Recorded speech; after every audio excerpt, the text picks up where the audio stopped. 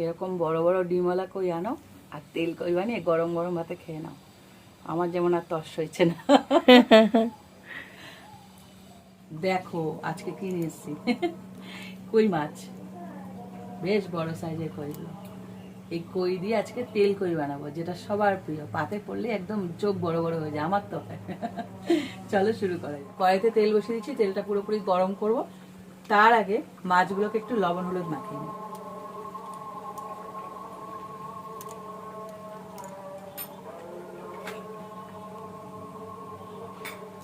তেলটা পুরোপুরি গরম হয়ে গেছে, মাছগুলোকে এক এক করে ভেজে নেব। কই মাছে আজকে বাটা মশলা দেবো, তার জন্য এখানে পেঁয়াজ কুচি নিয়ে নিচ্ছি। খুব ভালো লাগে বাটা মশলাগুলো। আর নিয়ে নিচ্ছি এক টুকরো আদা, আর 3টে মতো রসুন, আর 4টে চেরা কাঁচা লঙ্কা। সব কটা একসাথে বেটে নেব। মাছগুলো সব কটা ভাজা হয়ে গেছে। এবার এর মধ্যে দিচ্ছি, ওই তেলের মধ্যে আর তেল দিতে হয়নি, একটু তেল বেশি লাগে তেল কইতে, দিয়েছি কালো জিরে। কালো জিরেটা একটু ভাজা হয়ে গেছে। এবার এর মধ্যে দিয়ে দিচ্ছি যে মশলাটা বাটলাম, মশলা বলতে পেঁয়াজ, কাঁচা লঙ্কা, রসুন, এইগুলো। এর সাথে দিয়ে দেবো টমেটো কুচি।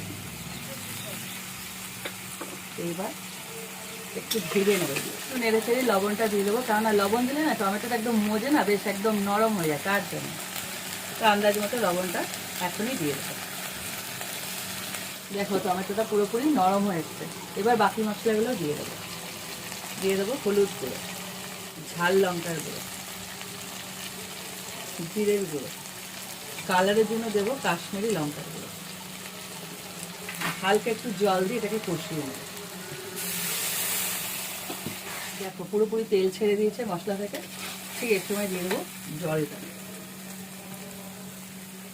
একদম সোজা রান্না, ঝোলটা দেখো ফুটে উঠেছে। ঠিক এই সময় একটা ফ্লেভারের জন্য দিচ্ছি, এটা অপশনাল, যার ভালো লাগে সে দেবে, আমার তো খুব ভালো লাগে। খুব ভালো লাগে মাছের ঝোলে ধনেপাতা।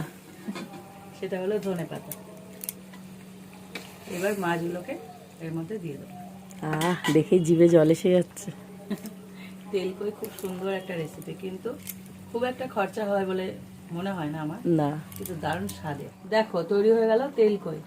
2টো করে মাছ দেবে, আর যদি বায়না করে আর একটা দিয়ে দেবে।